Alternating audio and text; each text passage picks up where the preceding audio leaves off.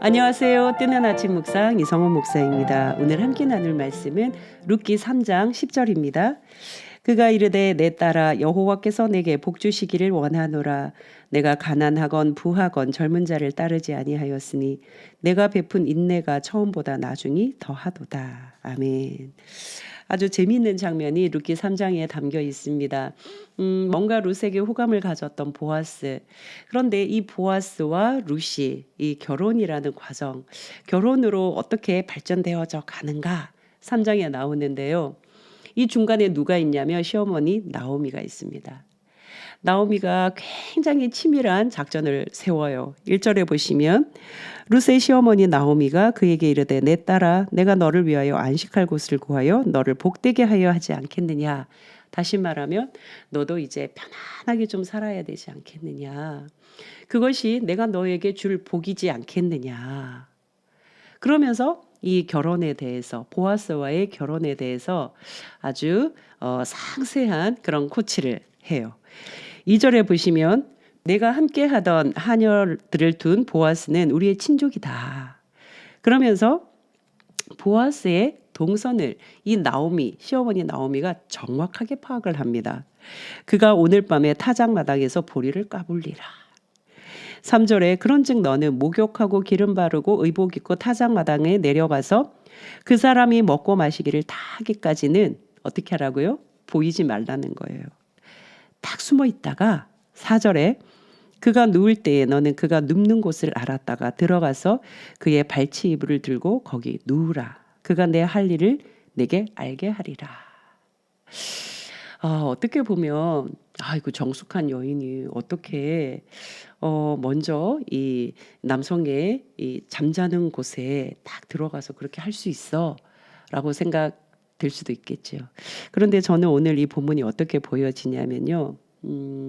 어찌할 수 없는 뭔가 운명으로 꽉 억압되어진 뭔가 틀 속에 갇혀 있는 자들, 그들이 살기 위해서 삶을 이루어내기 위해서 한 걸음 딱 내딛는 그 몸부림으로 보여집니다.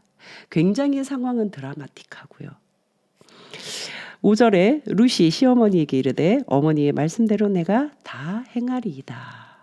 룻도 동의를 합니다. 자, 드디어 6절입니다. 그가 타작마당으로 내려가서 시어머니의 명령대로 다 합니다. 7절에 보아스가 먹고 마시고, 지금 나오미가 예측한 대로 보아스가 그대로 움직이는 것은 나오미가 이 장면을 여러 차례 경험했다는 것이죠.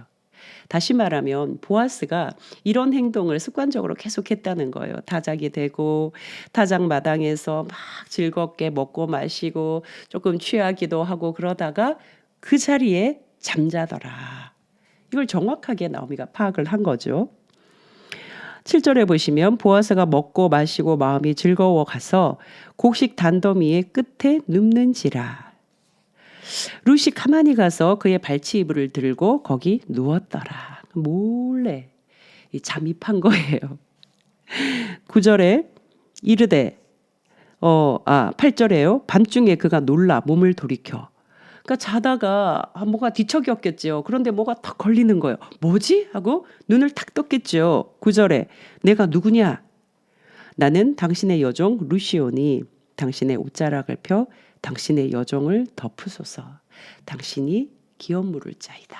이야기를 해요.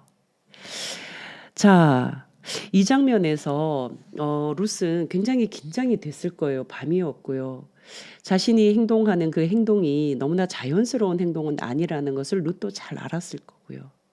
그러나 삶의 현실에서 그냥 머물러서 운명에 맡겨져 사는 그런 삶을 살지 않고 새로운 삶을 나아가기 위해서는 이 위험을 감수해야 되는 룻과 나오미로서는, 특별히 이 룻으로서는 굉장한 긴장감에 놓여 있었을 거예요.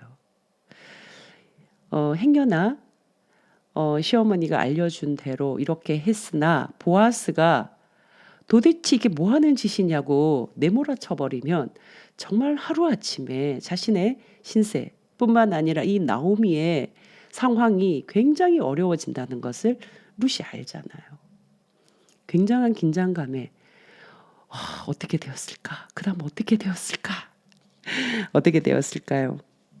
오늘 본문 10절입니다. 그가 이르되 내 딸아 여호와께서 내게 복 주시기를 원하노라. 내가 가난하건 부하건 젊은 자를 따르지 아니하였으니 내가 베푼 인애가 처음보다 나중이 더하도다. 굉장히 따뜻한 말을 이 보아스가 룻에게 건넵니다. 안심을 시키고요. 그리고 너의 마음이 왜곡되지 않았다는 그 마음까지 헤아려냅니다. 저는 이것이 보아스가 룻에게 보여준 공감이라고 생각합니다. 여러분 우리 뇌에도요 이 공감 뉴런이라는 게 있다고 하잖아요. 미러 뉴런이라고 하는데요. 상대가 어떤 행동을 하면 그것이 거울처럼 나에게도 그대로 전해져서 그런 감정이나 그런 느낌을 느낄 수 있다고 해요. 우리 뇌에 그런 것이 기능을 한다는 것이죠. 여러분 공감은요. 종교를 뛰어넘고 상황을 뛰어넘고 운명을 뛰어넘는 힘이라고 생각합니다. 룻기라고 말하는 이 여성이잖아요. 성경에서 여성의 이름이 제목으로 나오는 곳은 딱 두 군데입니다. 룻기, 에스더. 룻기서와 에스더가 딱 여성의 이름으로 나와요.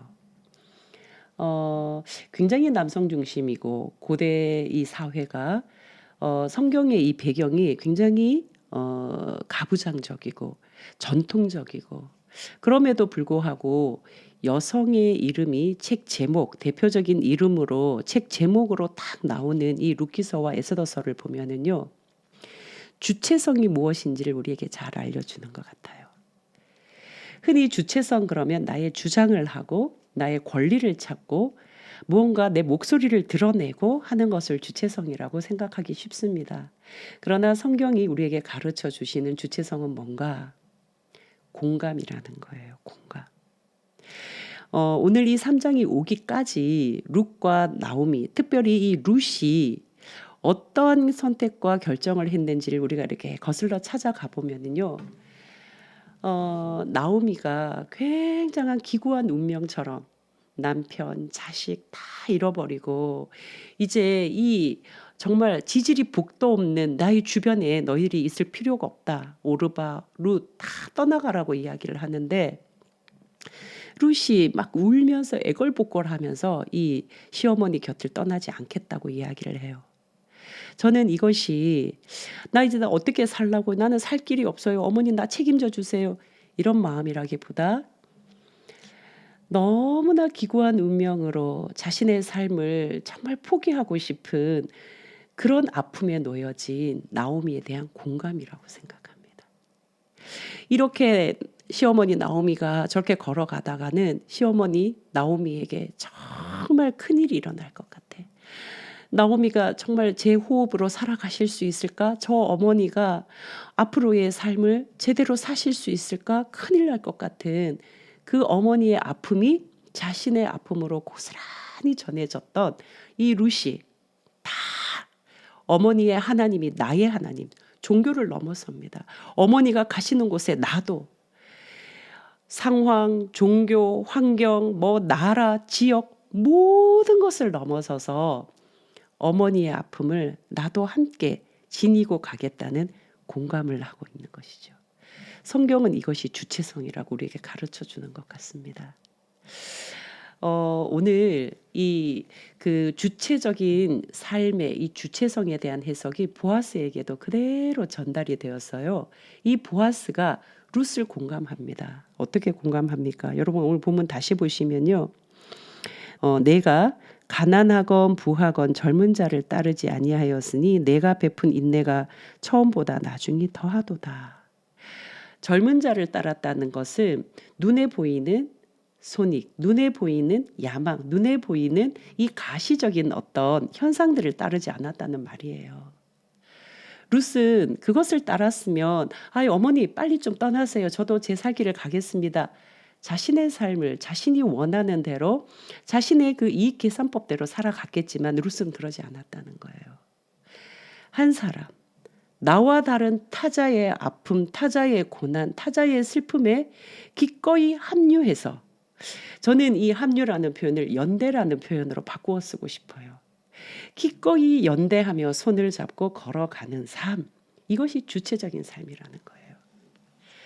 사랑하는 따 가족 여러분, 우리가 하나님을 믿는다는 것은 내가 나로서 내 주장하면서 내 목소리 높이면서 내 권리를 찾아가면서 내게 좋은 것을 구하며 살아가는 것이 아니라는 것을 루키는 가르쳐 줍니다. 어떻게 살아가야 할까요? 어떻게 살아가는 것이 진정한 주체적인 삶일까요? 하나님이 우리에게 가르쳐 주시는 것은 나에게서 타자로, 이웃의 아픔, 타자의 슬픔, 타자에게 연민의 마음으로 공감을 이루는 것이 주체적인 삶이라는 것을 가르쳐 주고 있습니다. 저는 다 있는 공동체를 이루면서 이 주체적인 삶을 살아가는 여러 저의 이웃을 만났습니다. 여러분들은 어떠하신지요? 여러분들은 누군가에게 이 주체적인 이웃이 되고 있는지요? 주체적인 삶을 살고 계시는지요? 저도 누군가에게 주체적인 삶, 주체적인 이웃, 공감하는 이웃이 되기 위해서 오늘도 열심히 살아보겠습니다. 여러분들도 그러하시기를 주님의 이름으로 축복합니다. 연대하시고 나를 넘어서서 타자의 슬픔, 타자의 아픔으로 함께 공감하시는 오늘 되시기를 주님의 이름으로 축복합니다. 내일 또 뵙겠습니다. 샬롬.